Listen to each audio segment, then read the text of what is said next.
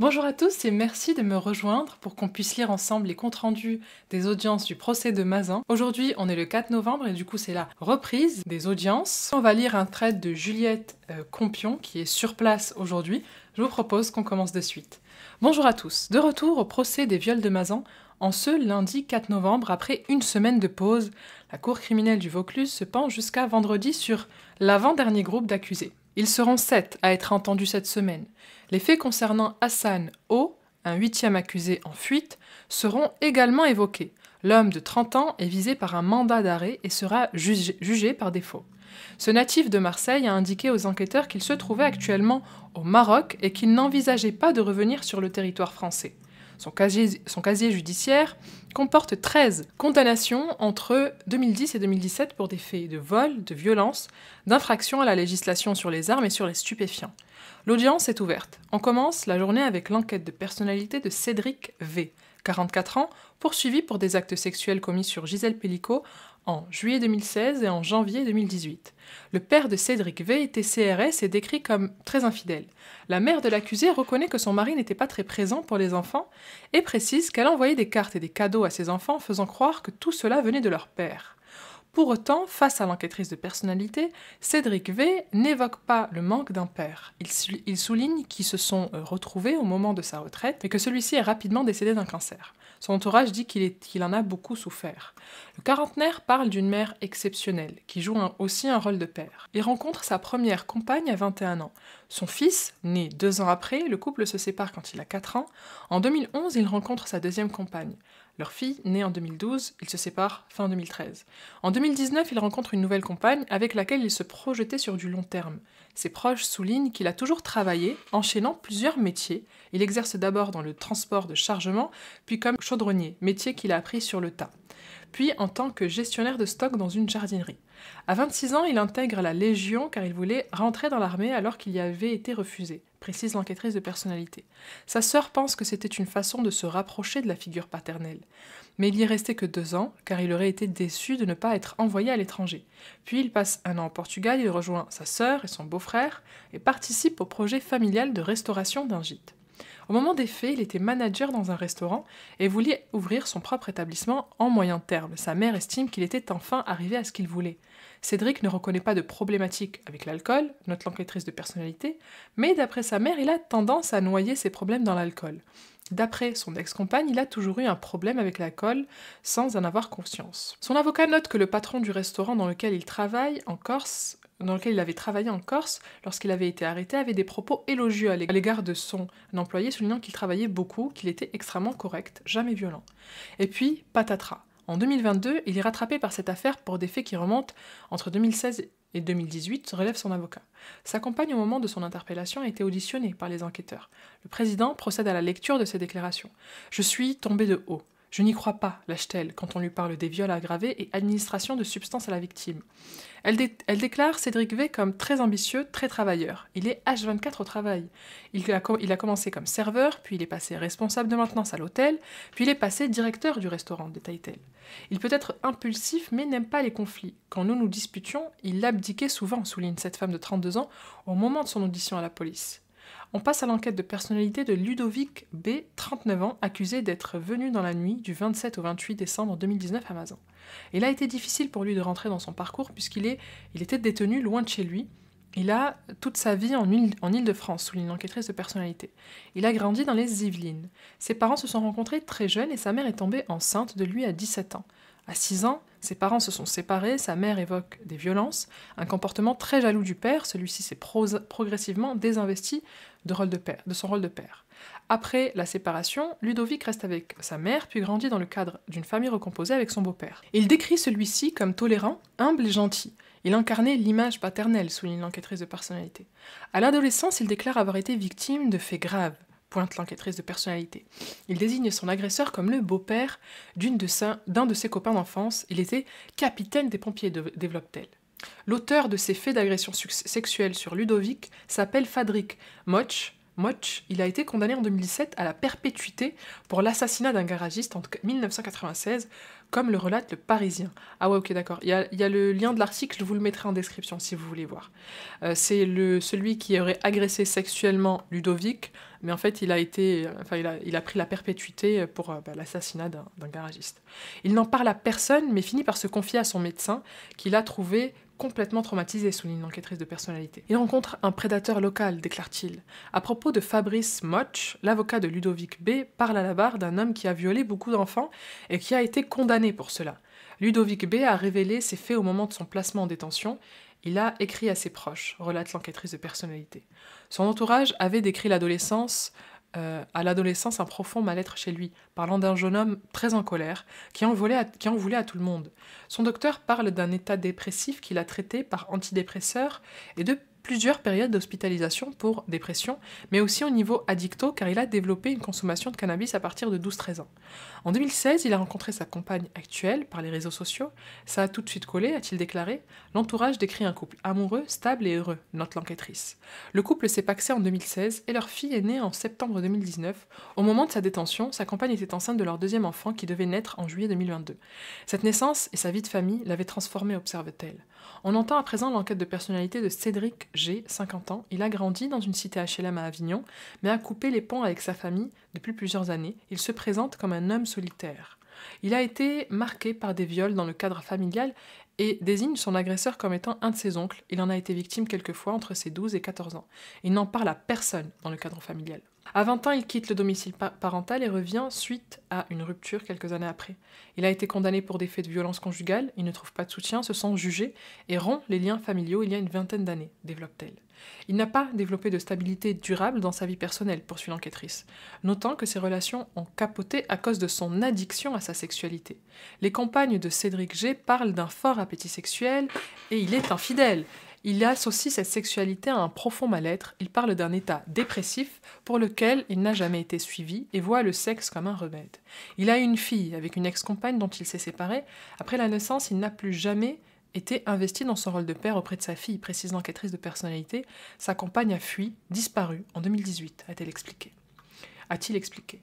Ces dernières années, il avait une double vie partagée entre Cédric... Quoi ?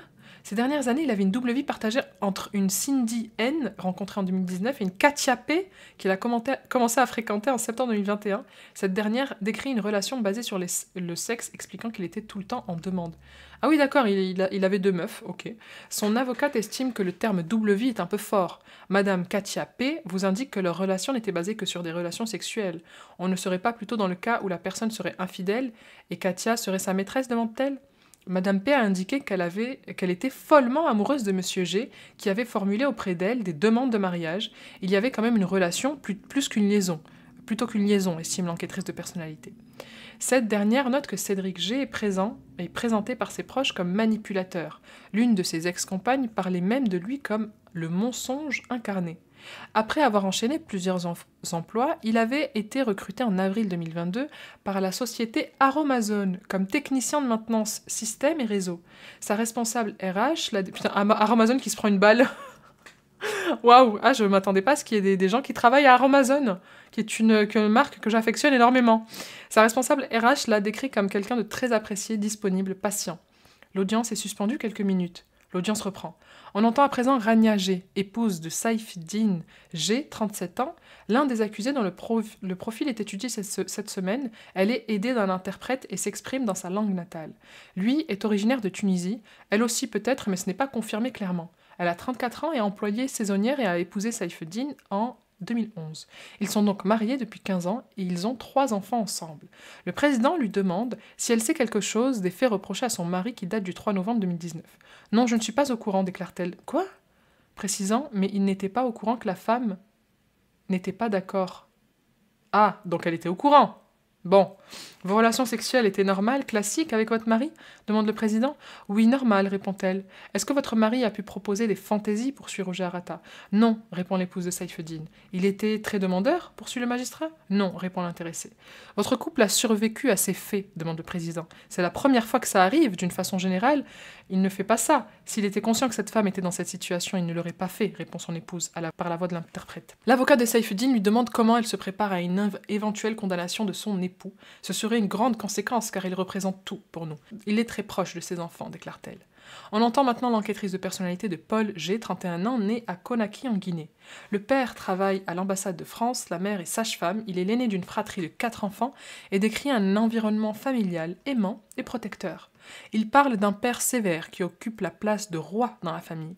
Tel le veut la tradition en Guinée, souligne l'enquêtrice. La famille est chrétienne, le quotidien était rythmé par la prière. Il fallait être un exemple, a expliqué Paul. Il a gardé de bons souvenirs de la religion et précise avoir choisi d'être un enfant de cœur.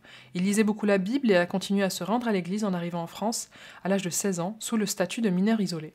Leur mère est décrite par la fratrie comme ouverte d'esprit, mais les 2 sœurs de Paul expliquent qu'elle était relativement soumise à l'autorité de son mari. Il est venu s'installer à Avignon pour se rapprocher de sa fratrie. Il a été pris en charge par la CIMAD et était détenteur d'une carte de séjour jusqu'en mars 2023, note l'enquêtrice. Il a eu plusieurs relations amoureuses, dont une particulièrement tumultueuse en raison de ses infidélités et de ses mensonges. En 2017, le couple se sépare et il apprend que son ex est enceinte de lui. Il se voit confirmer sa paternité par un test. Il considère cette grossesse comme une bénédiction et se dit très ému de devenir père, rapporte l'enquêtrice. Il dit avoir versé une pension de 100 € mensuels à sa compagne et avoir acquis un petit terrain en Guinée pour le transmettre à son fils. 100 € par mois pour un enfant, c'est très peu. Hein. Il dit de son fils, il est tout pour moi, mais ses sœurs parlent d'une relation tumultueuse avec la mère de l'enfant, notamment à cause de problèmes psychiatriques de celle-ci. Paul G déclare avoir eu recours à la pornographie par curiosité et éducation. Oui, c'est vrai que la pornographie, ça éduque, hein, c'est génial. Pour s'éduquer, c'est génial. Et dit que ces vidéos lui ont permis de comprendre comment donner du plaisir à une femme. Tout à fait, tout à fait. On note que la plupart du contenu pornographique n'est pas du tout orienté vers le plaisir de la femme, mais sur la domination de la femme et la violence faite à la femme. Putain, c'est fou quand même. Ils ont vraiment... En fait, c'est dingue. Donc là, en fait, il déclare vraiment que pour lui, c'était pédagogique, quoi. C'est fou. Il précise aimer les femmes intelligentes, sincères, belles et croyantes, peu importe la religion, et mentionne un rapport au sexe modéré avec des pratiques dans la norme. Paul reconnaît avoir été infidèle à la mère de son fils, mais dit attendre de ses compagnes qu'elles soient fidèles. Mais évidemment, évidemment. Je suis l'homme, je suis le roi. D'ailleurs, comme son père l'a été, ça a été le roi. Donc lui peut se permettre d'être infidèle, mais par contre, il faut que les compagnes, au pluriel, soient fidèles. Il ne positionne donc pas l'homme et la femme sur un même pied d'égalité. Pourquoi faire ? Paul a intégré le marché du travail dans la restauration, puis dans le nettoyage quand il était diplômé. Il a principalement été employé dans des contrats courts, dans le cadre intérimaire. À 21 ans, il sera engagé dans l'armée guinéenne. Il garde de bons souvenirs de l'expérience militaire, ayant apprécié la discipline, le respect et l'estime de soi. Paul souhaite désormais devenir pasteur et a pris... Pardon.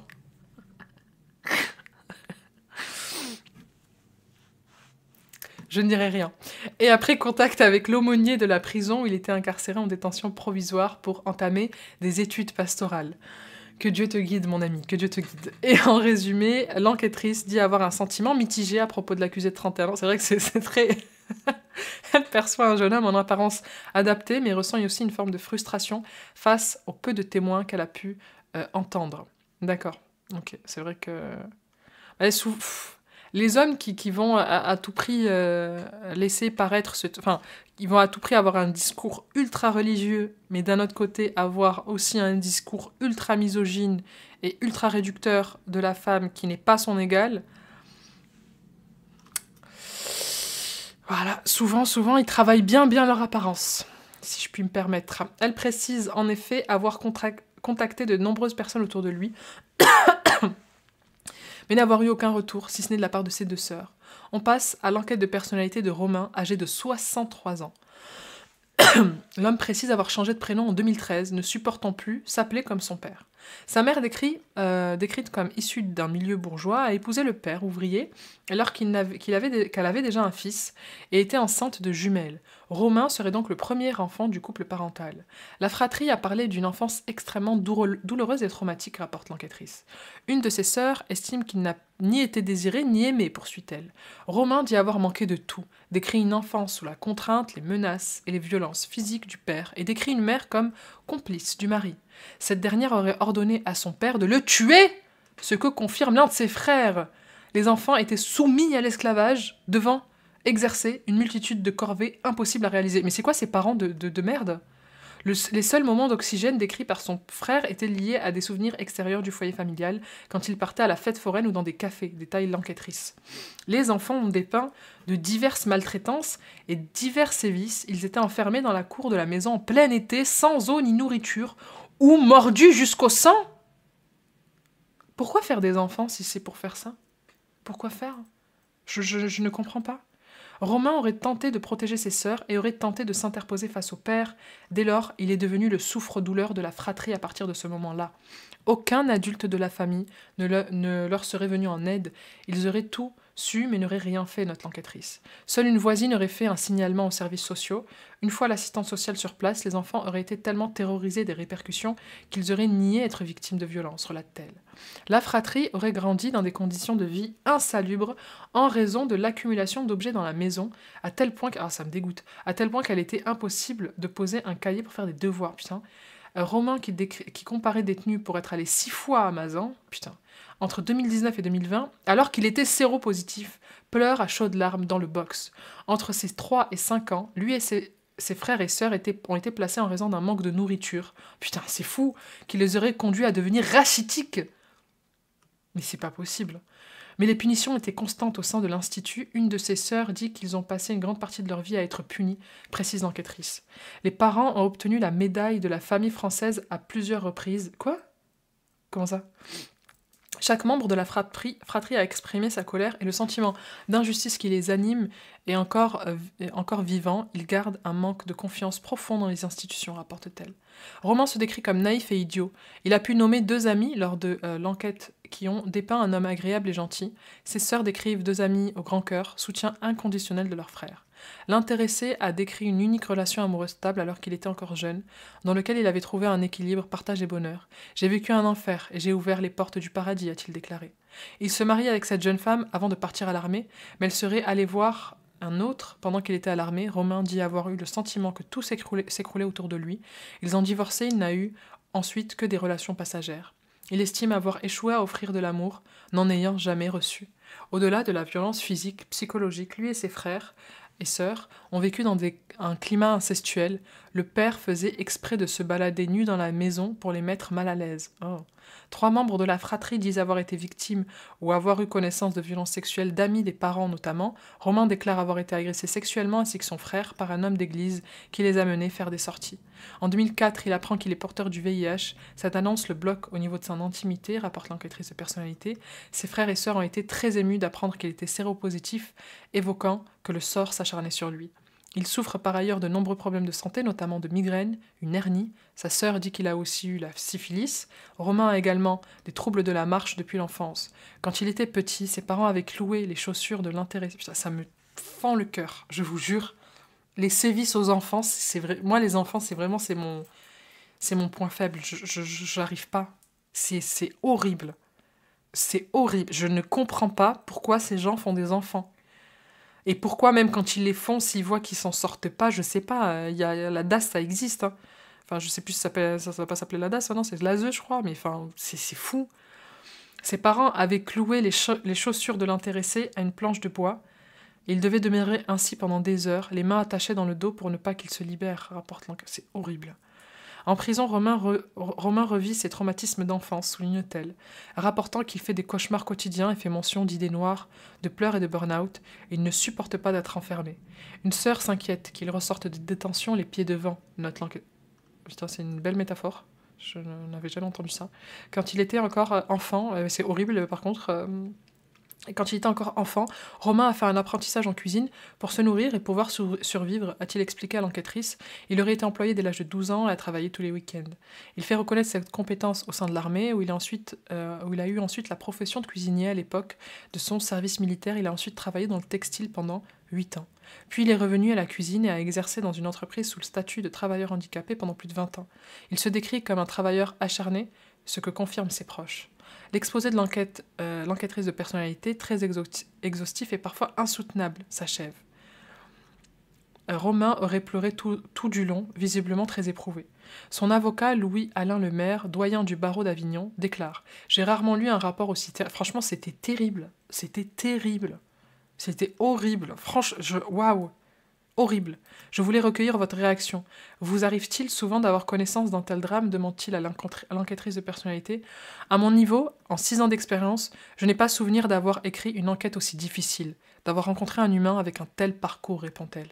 L'avocat précise que d'après sa sœur, Romain ne serait pas le fils de son père, mais le fils de son grand-père. Son père serait donc en réalité son demi-frère.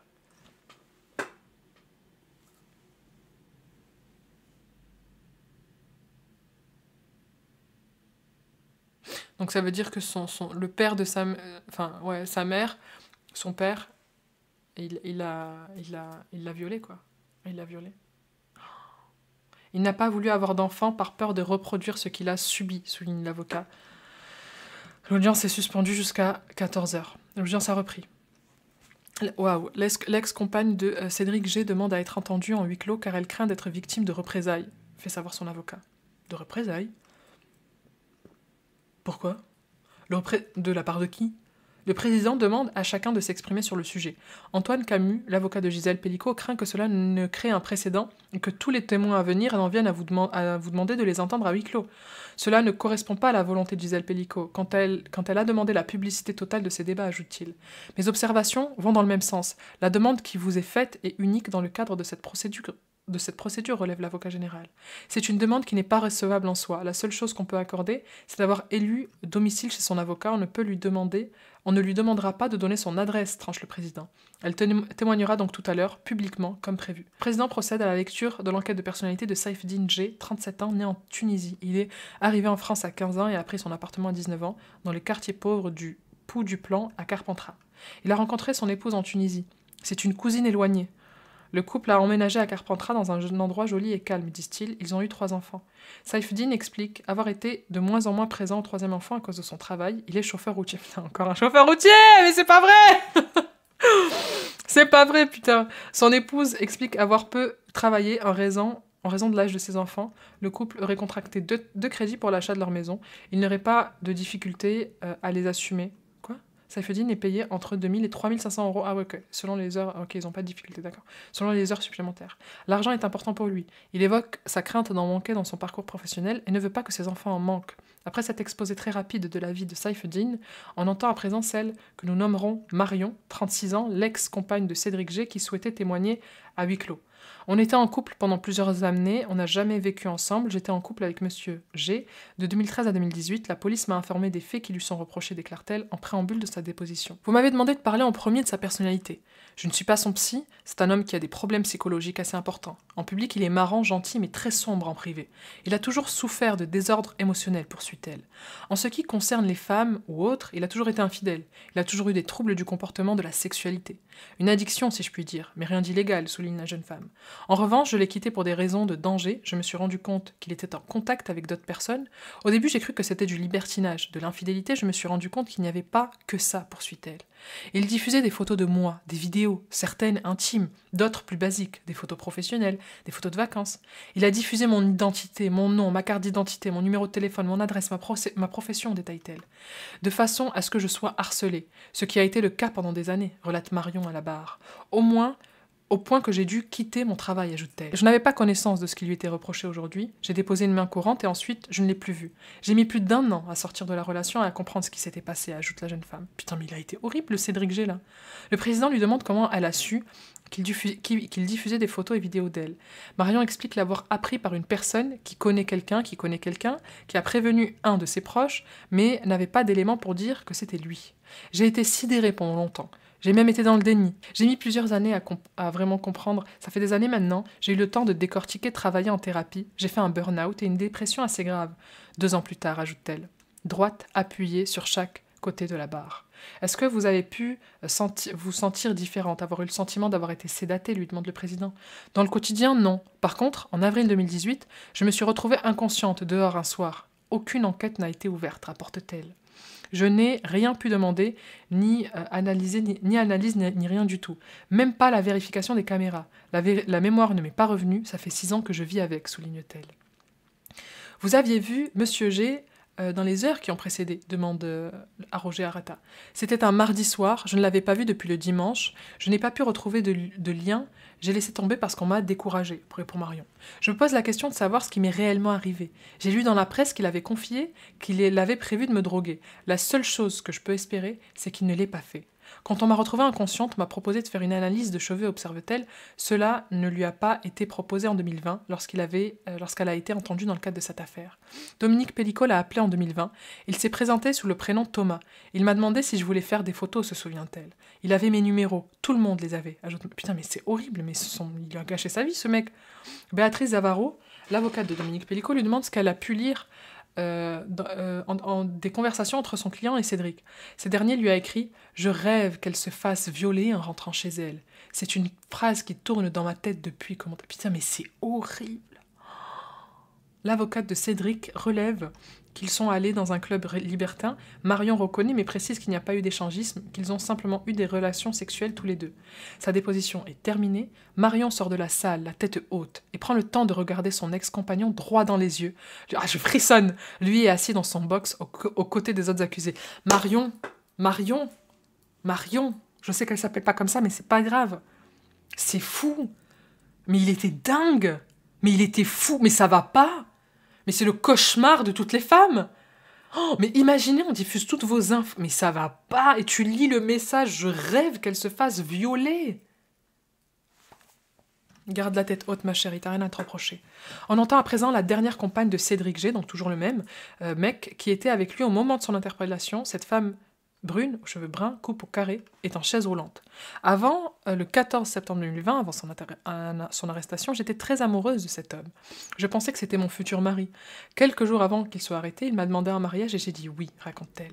Cet homme m'a menti du début à la fin. Au début, j'avais du mal à avoir confiance en lui. J'ai senti qu'il était fourbe, qu'il n'avait pas de personnalité. Finalement, je me suis remise avec lui et j'ai eu confiance en lui. Ah, il faut toujours suivre son instinct. Peut-être que j'ai eu une fragilité, je ne sais pas. J'ai eu une sclérose en plaques, j'ai été diagnostiquée quelques semaines avant de le rencontrer. Après son arrestation, j'avais besoin de comprendre qui il était vraiment et qui j'étais. Les deux premiers parloirs ont été très compliqués pour moi, parce qu'il n'était pas honnête. Je voulais tout connaître, je voulais qu'il dise toute la vérité. Il m'a dit qu'il savait que c'était mal ce qu'il a fait. Il savait qu'il était déviant, mais il le faisait parce qu'il ne se faisait pas attraper. C'est super. Une déviance, ça ne se soigne pas, ça s'apprivoise. Il sortira quand même, cet homme. Il faut faire attention, insiste-t-elle. Après son arrestation, j'ai vu qu'il avait une autre compagne, c'était facile parce qu'on n'habitait pas ensemble. On était ensemble qu'en fin de semaine. Les autres jours, il avait une autre compagne. Quand c'était à mon tour de venir chez lui, il changeait les photos sur le frigo. Cette fille l'appelait papa. Putain, mais ça va pas. Putain, ils sont fous. Ah, ils sont ingénieux quand même. Hein.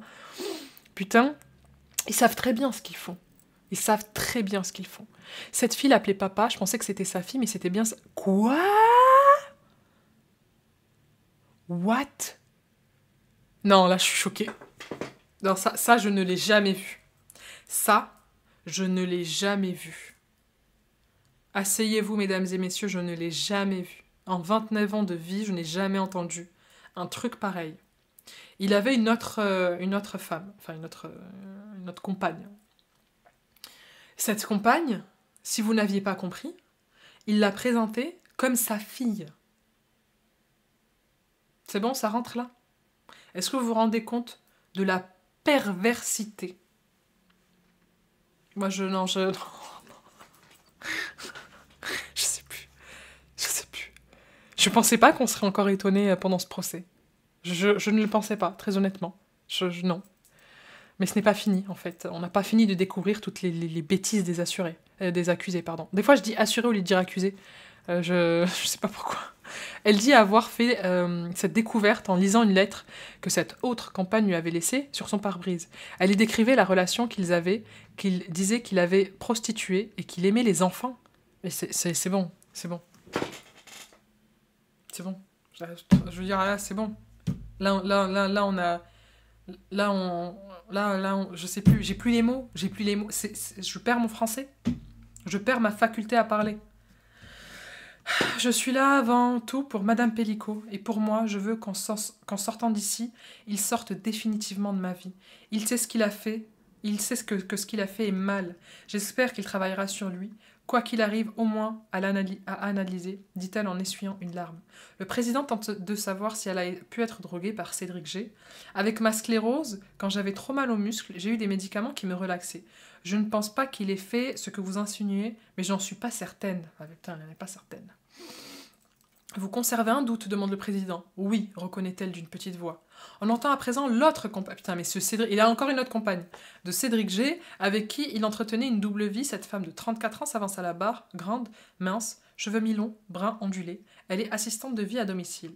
Celle qui témoignait juste avant est restée dans la salle d'audience et l'écoutait attentivement. On est resté quelques mois ensemble, on avait plutôt des relations sexuelles, décrit-elle.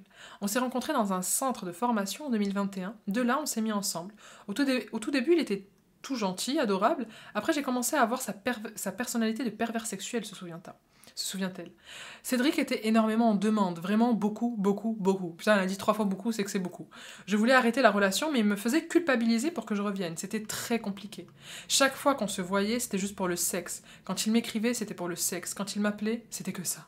Sur le moment, je ne voulais pas me prendre la tête, on était simplement ensemble comme ça.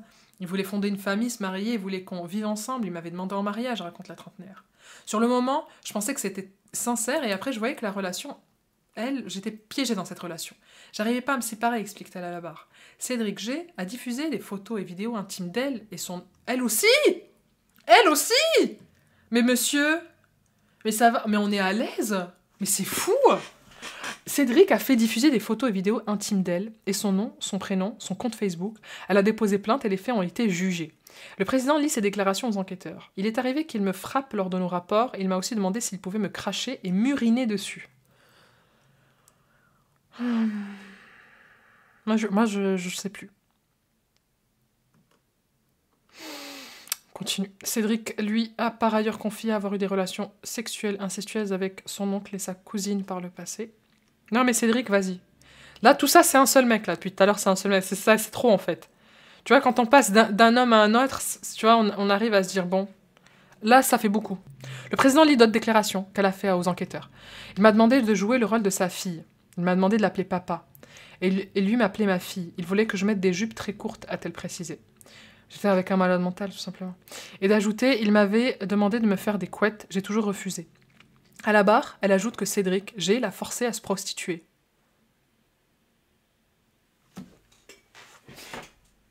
Je vais vous laisser, je crois. Ce mec est barré. Ce mec est fou. Ce mec est un gros pervers sexuel. Voilà, c'est le mot qui existe, on va l'employer, on va dire les termes en fait. Vous ne lui avez jamais présenté vos enfants, pourquoi ? Pourquoi, à ton avis, lui demande une assesseuse ? Évidemment, parce qu'il m'a avoué qu'il aimait les ados, c'était un danger, répond-elle. Qu'est-ce que tu foutais avec lui ? Non, mais je suis désolée, à un moment donné aussi, là, c'est bon. Il est barré, ça, on va pas lui enlever sa responsabilité, mais sérieusement, qu'est-ce qu'elle fait avec lui ? Sérieusement, déménage, va vivre ailleurs. Il vous a dit qu'il aimait les petites filles, c'est ça ? Vous aviez connaissance des images pédopornographiques ? En plus, allez, vas-y, on rajoute. Non, mais c'est pas grave, c'est bon. Ne soyez plus surpris, mes amis. Ne soyez plus surpris. Des images pédopornographiques sur son ordinateur, poursuit la magistrate ? Pas du tout. Assure-t-elle en pleurs. Qu'est-ce qui vous pousse à vous séparer de lui 2 jours avant son interpellation ? Interroge la cesseuse. J'étais piégée, j'arrivais plus. Il me demandait beaucoup de choses. Et il y a des choses que je ne pouvais pas accepter, c'était inacceptable, dit-elle. Putain, elle était vraiment piégée, la pauvre. Elle me fait de la peine, je vous jure, Ils me font de la peine, ces gens-là, en vrai. Parce qu'ils sont tellement pris dans un truc où ils peuvent plus s'en sortir et ils sont manipulés. Et ces gens-là rentrent dans leur cerveau et font d'eux n'importe quoi. C'est de la perversité, après. Si c'est un pervers, il arrive à faire preuve de perversité. C'est logique. Avez-vous quelques exemples ? Lui demande le président. Déjà, la prostitution, je l'ai fait, mais je regrette énormément. J'aurais jamais dû le faire, explique-t-elle en larmes. Le fait qu'il aime les ados, les enfants, tout ça, c'est pas possible, ça ne se fait pas, c'est impossible. Au plus j'avançais dans la relation, au plus je voyais qu'il avait énormément de besoins, poursuit cette fois. C'est pas des besoins. Là, ça me déplaît quand on dit besoin. C'est pas des besoins, c'est de la maladie pour moi. C'est de la perversité. C'était pas possible. Mais il avait tellement de photos de moi, de vidéos, j'avais peur. Ouais, je vois. J'avais peur qu'il les montre à quelqu'un. Voilà. Ouais, mais c'est normal, mais oui, putain. Le revenge porn, hein, c'est un fléau, hein. C'est un vrai fléau. Je comprends sa position, mais... Et quand tu vois, j'allais dire, ouais, qu'elle aille voir la police et tout, mais quand tu vois que la police, des fois, ils classent sans suite, ils font pas d'enquête, ils sont... D'un côté, je la comprends, mais c'est... Quelle vie. La cesseuse lui demande comment elle a découvert que des photos et vidéos intimes d'elle avaient été diffusées. Je recevais des messages sur les réseaux sociaux. On me disait, t'es belle, t'es sexy, je comprenais pas sur mes mortels. Et un monsieur m'a contacté en me disant qu'énormément de photos tournaient sur le net. C'est là que j'ai vu que j'étais diffusée sur des sites porno, sur Coco aussi. Encore au jour d'aujourd'hui, je suis diffusée. Ouah, quoi? Putain, la pauvre. Le président procède à la lecture de la lettre qui a été retrouvée sur le pare-brise de Cédric G, écrit-elle. En voici quelques extraits. Au début, je te voyais comme un chéri, puis je te voyais comme un papa que je n'ai jamais connu. Toi, tu me voyais comme une petite fille qui faisait l'amour à son papa. C'est glauque. Je me posais beaucoup de questions, surtout quand tu m'as avoué que tu aimais l'inceste. Et le pire de tout, c'est quand tu m'as dit que tu aimais les petites filles, et quand tu m'as parlé de ma fille et de mon fils. Tu as toujours vécu dans l'inceste. Et ça c'est elle qui écrit la lettre et qui la pose sur son pare-brise. Là, on a les extraits. Et ce n'est pas possible de faire un enfant avec toi et vivre dans l'inceste. Ce n'était pas possible. Plus le temps passait, plus tu m'as montré ton côté pervers. Le pire dans tout ça, c'est quand tu m'as parlé de tes envies, la prostitution. J'ai fondu en larmes. Je me suis dit, c'est mon papa. Et je me demandais, pourquoi ? Je te promets que je te considérais comme mon vrai papa. C'est dingue, oui, je sais, mais je me suis dit que tu avais tout pour l'être. J'ai accepté de me prostituer par peur de perdre mon papa, dit cette femme de 34 ans dans ce courrier. Et de conclure, même si tu m'as poussé à faire tout ça, tu resteras tout de même une belle rencontre, tu resteras à tout jamais mon papa. Je reprends le vomi qui allait sortir. Sa déposition est terminée, elle quitte la salle d'audience. Ça a été affreux. Sa déposition a été affreuse.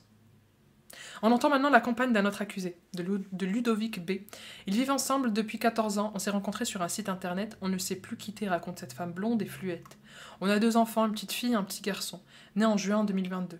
C'est quelqu'un de gentil, attentionné, un bon papa. En octobre 2021, on a subi un bouleversement avec cette affaire. On est tombé des nues, ça a été très compliqué. On a été séparés pendant 1 an de 800 km. J'ai appris que j'étais enceinte pendant cette période. On attendait notre 2e enfant, il a appris qu'il allait être papa par son avocate, souligne-t-elle. On a appris les faits, c'était une incompréhension. On est une famille où on discute de tout. Je pense qu'il s'est fait piéger. Il pensait participer à un jeu libertin d'un couple consentant, de madame et monsieur Pellico, estime la compagne de Ludovic. On est en couple assez ouvert, on a pratiqué des expériences libertines qui se sont très bien passées avec 2 couples. Au moment des faits reprochés à l'avocat, à Ludovic B, qui ont eu lieu fin décembre 2019, sa compagne venait d'accoucher, leur fille avait 3 mois. J'ai eu une grossesse assez compliquée en 2019 et on n'a pas eu trop de rapports. J'ai eu les soins de suite après l'accouchement. Je pense que ce drame est intervenu dans cette période-là. Je le mène toujours vers le haut et je serai toujours là pour le soutenir. On a mis beaucoup de temps à avoir nos enfants. Il a un amour fusionnel pour ses enfants, c'est la prunelle de ses yeux. On entend ensuite un ami de Ludovic qu'il connaît depuis l'âge de 17-18 ans. C'est une personne avec qui il n'y a jamais eu de problème. Une personne normale, un père normal, affectueux avec ses enfants. Je ne l'ai jamais vu hausser le ton sur ses enfants, sur sa femme. Un autre ami de Ludovic, qui le connaît depuis très longtemps, s'exprime à son tour. C'est quelqu'un qui est drôle, quelqu'un avec des valeurs, qui ne m'a jamais semblé borderline ou quoi que ce soit. On entend à présent le médecin généraliste de Ludovic qui vient des Yvelines pour témoigner. Il déclare suivre toute sa famille depuis 45 ans. J'ai hâte de savoir ce que ce médecin généraliste qui suit la famille depuis 45 ans va nous dire. J'ai connu un enfant riant, sympathique et amusant. Et au fil des années, au collège, les choses se sont gâtées. On a mis ça sur le compte des séparations de ses parents. En fait, c'était plus profond, observe-t-il aujourd'hui. J'ai vu un ado, vers 17-18 ans, avec... Putain, n'empêche, il a réussi à ramener son médecin généraliste, c'est le médecin de famille, pour témoigner. C'est fou. On a mis ça sur le compte des séparations de ses parents. En fait, c'était plus... pardon. J'ai vu un enfant vers 17-18 ans avec des signes de dépression, des problèmes d'addiction au cannabis. Je l'ai vu avec une psychiatre pendant des années et il a été hospitalisé pour ses addictions. Jusqu'au jour où j'ai vu des jeunes gens atterrés, effarés à l'idée que Fabrice Moch sorte de prison. Il venait en consultation pour dire « Il va sortir, il va sortir ». Ludovic m'en a parlé. Ah oui, Ludovic, c'est celui qui a vécu une enfance, qui a été agressé. Ok. Fabric Moch, donc oui, par Fabric Moch, ok. Fabric Moch était un pompier qui était responsable des jeunes recrues de sapeurs-pompiers, résume le médecin. Ludovic B, vêtu d'un sweat noir à capuche, l'écoute en pleurant, la tête dans ses mains, assis à quelques mètres. Il a été arrêté et inculpé. Il a fait une 15aine d'années de prison. 15 pour viol pour des viols multiples sur les sapeurs-pompiers.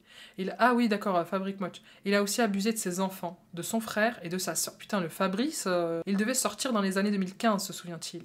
J'ai vu arriver ces jeunes gens et j'ai dit à Ludovic, il est arrivé quelque chose. J'ai compris que les 10 ans, les 15 ans de galère avaient un lien.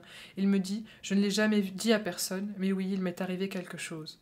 Ok, il a avoué à son médecin qu'il faisait partie des victimes. Okay. On n'est jamais rentré dans les détails. Monsieur Fabrice Moch devait sortir, mais il a été rattrapé par une histoire plus ancienne avec l'assassinat du mari de sa maîtresse qui l'a dépecé et découpé.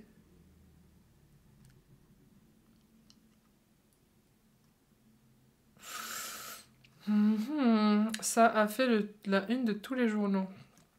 Tu m'étonnes. Ludovic était voisin de Monsieur Moch et il lui est arrivé d'aller dormir chez lui. Il était jeune sapeur-pompier, mais il ne veut plus y aller. Il n'a pas voulu entamer une procédure contre Fabrice Moch. Depuis qu'il a rencontré son épouse, il était quand même plus apaisé. Quand il a été arrêté dans cette affaire, je lui ai dit « Tu ne peux pas aller à ce procès sans parler de ton passé. Si tu le fais, j'irai témoigner. » Ah, c'est pour ça qu'il est venu, ok. « J'irai témoigner pour que les gens sachent ce que tu as vécu. » Ludovic B a finalement porté plainte contre Fabrice Moch et a eu une confrontation avec lui. J'ai été entendu dans cette procédure et j'ai dit oui, je le crois. Monsieur B a dit la vérité, c'est pour ça que je suis venu devant ce tribunal, poursuit le médecin. Pourquoi il n'a pas parlé plus tôt? C'est toujours un peu comme ça, explique-t-il.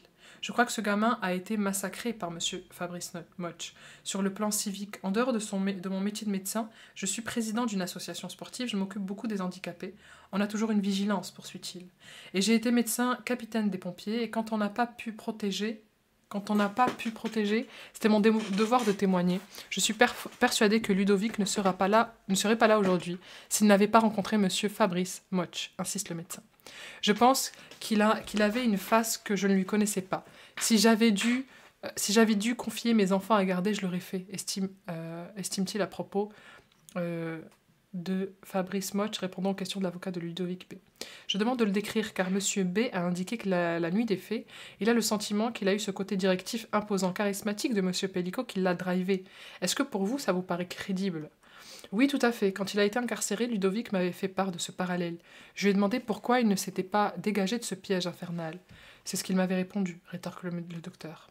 On entend ensuite la compagne de Paul G, 31 ans, qui était avec lui depuis 1 an. C'est quelqu'un qui a un grand cœur, généreux, attentionné, il a toujours été là pour me soutenir, décrit-elle. Il est papa d'un petit garçon de 6 ans, il s'en occupe très bien, je le considère comme mon fils. C'est quelqu'un qui aide à la maison, on est 2 à travailler, on partage les choses de la maison sans difficulté, poursuit cette femme aux cheveux châtain clair. Elle assure être au courant de l'affaire, il m'a expliqué la situation, comment ça s'est passé. Après, je lui ai donné mon opinion, je suis une femme, mais c'est un acte qu'il avait fait avant qu'on se connaisse. Aujourd'hui, j'ai voulu être témoin car je n'ai rien à reprocher par rapport aux actes qu'il a fait, estime cette préparatrice de commande qui habite à Sorgues. Une assesseuse lui demande comment il lui a présenté les choses. Il a eu des contacts avec monsieur Pellico par rapport à ce site Coco, il est venu le chercher, lui a donné des ordres, il lui a dit de faire des choses. J'ai pas plus de détails que ça, répond-elle. Bien sûr qu'il regrette, c'est pour ça qu'il n'y est allé qu'une fois, estime-t-elle. Je trouve que la description que vous donnez est un peu loin de crimes qui lui sont reprochés, estime l'avocat général. J'ai pas dit qu'il était obligé, mais monsieur Pellico lui a dit de faire certaines choses, assure-t-elle. Moi, je lui ai dit ouvertement. Madame Pellico était droguée et endormie. Je lui ai dit comment vous pouvez faire ça avec une femme qui est endormie, répond-elle à la barre. Si monsieur G était condamné, comment vous voyez les choses, lui demande le magistrat. Son fils, il fait partie de mon avenir. Si je prends quelqu'un avec un fils, c'est mon fils aussi, répond-elle, soulignant que le petit n'a plus de maman sans en dire plus. Quoi qu'il fait, je l'aime. Il a commis un acte reprochable, j'en suis consciente. Je resterai avec lui, je le soutiendrai et je resterai à ses côtés. Un jour ou l'autre, il sortira, je serai toujours là pour lui et son fils. Est-ce que monsieur G vous a laissé entendre que sa situation était imputable à la responsabilité de monsieur Pellico, lui demande Béatrice Avaron. Oui, répond-elle hésitante. Elle répond ensuite aux questions de l'avocate qui substitue son avocat.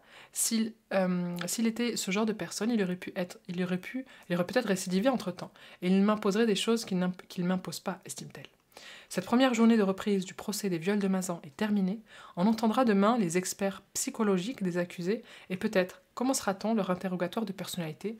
Merci d'avoir suivi le fil de cette audience pour France Info. Merci à vous d'être restés jusqu'au bout de la vidéo. C'était absolument horrible, affreux. Vraiment, ça ne nous avait pas manqué. mais vraiment pas. Alors pour ceux qui le savent pas, la semaine dernière, enfin moi j'ai pas vraiment fait de pause finalement. Enfin j'ai pris quand même quelques jours où je me suis pas du tout renseignée sur le procès, mais je vous ai filmé la première semaine parce que je ne l'avais pas fait directement. Je vous l'ai expliqué d'ailleurs. Du coup, bah, là c'est franchement c'est horrible. Je sais plus quoi dire. Je sais plus quoi dire. C'est vraiment glauque, c'est horrible. On voit vraiment, en plus là, on a vraiment un des accusés qui est un énorme manipulateur, un énorme maître chanteur. Et c'est aussi là qu'on voit, parce que là on peut poser la question à des femmes qui ont accepté par exemple de se faire prostituer, ou de l'appeler papa, tu vois, de presque accepter d'avoir un enfant dans un climat incestuel, etc. Ben on voit en fait qu'elles sont limite prises au piège et qu'en fait, et aussi le fait que ces choses-là sont tellement tabous qu'on n'en parle pas et que peut-être elles savent pas vers qui se tourner. Parce que moi, je me mets à sa place. En vrai, je me suis mis à sa place. Je me suis dit, mais est-ce que j'aurais eu le courage d'en parler à quelqu'un? Est-ce que j'aurais pu trouver une oreille à qui en parler pour pouvoir me sortir de ce merdier, de ce bourbier, quoi? Donc ouais, putain, ce procès, c'est vraiment... c'est tellement le reflet de notre société, euh, dans toute sa perversité, malheureusement. Mais c'est pour ça que c'est utile de voir tout ça, même si c'est un petit peu traumatisant, on va pas se mentir. On va pas se mentir. En tout cas, n'hésitez pas à vous abonner à cette chaîne, et je vous dis à très vite.